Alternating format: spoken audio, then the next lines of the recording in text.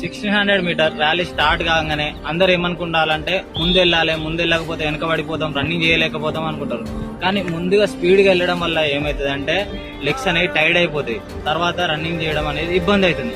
కాబట్టి ఏం చేయాలంటే కొంతమంది ఉంటారు రన్నింగ్ చేసిన వాళ్ళు, ప్రాక్టీస్ బాగా చేసిన వాళ్ళు ఉంటారు, వాళ్ళు ముందు వెళ్తారు. ప్రాక్టీస్ చేయని వాళ్ళు ఉంటారు, వాళ్ళు వెనక పడిపోతారు. కాబట్టి ఎవరిని పట్టించుకోవద్దు. మీ ఫేస్లో ఫస్ట్ గుంపు అయితే ఏది ఉందో ఆ గుంపులో పరిగెత్తాలి. ఆ గుంపులో పరిగెత్తినప్పుడు ఏమవుతుందంటే మీకు ఈజీ అయిపోతుంది. ఈ బ్రీతింగ్ కూడా ఎలా తీసుకోవాలంటే హెవీగా వస్తుంది బ్రీతింగ్, స్పీడ్గా పరిగెడతారు కాబట్టి ముక్కుతోని నోటితో కలిపి తీసుకోవాలి. అప్పుడు ఏమవుతుందంటే మీకు కంట్రోల్లోకి వస్తుంది. ఇప్పుడు ఫస్ట్ రౌండ్ ఏం చేయాలంటే గుంపులో ఉండాలి, సెకండ్ రౌండ్ కొంచెం మెయింటైన్ చేయాలి, ఫార్వర్డ్ ముందెళ్ళద్దు వెనకెళ్ళకుండా చూసుకోవాలి.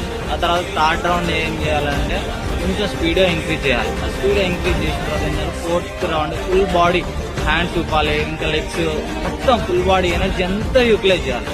అప్పుడు ఏమవుతుందంటే మీరు 600 చాలా ఈజీగా చేయొచ్చు.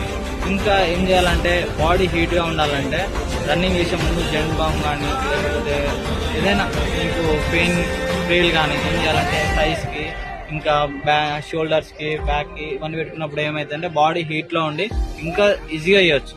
ఇంకా ముందు రోజు అయితే రెస్టే తీసుకోవాలి. ఎక్కువ లిక్విడ్ ఫుడ్ తీసుకోవడం వల్ల ఏమవుతుందంటే ఇంకా ఎక్కువ రన్నింగ్ చేయొచ్చు. ముందు రోజు నైట్ చపాతీ తినడం, కొంతమంది చపాతీ తింటే అయిపోతుంది అనుకుంటారు, కానీ అది కాదు. ఫుడ్ తినాలి కానీ రెస్ట్ తీసుకోవాలి, జ్యూసులు ఎక్కువ తాగాలి. నెక్స్ట్ ఏం జ్యూసులు తీసుకోవాలి ఎట్లా అనేది నెక్స్ట్ ఇంకో వీడియో ఉంది, దాంట్లో అప్లోడ్ చేస్తాను.